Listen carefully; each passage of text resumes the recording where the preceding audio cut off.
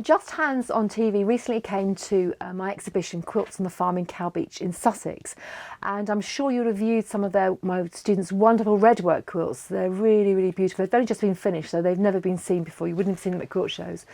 And the inspiration for those large redwork quilts were taken from this.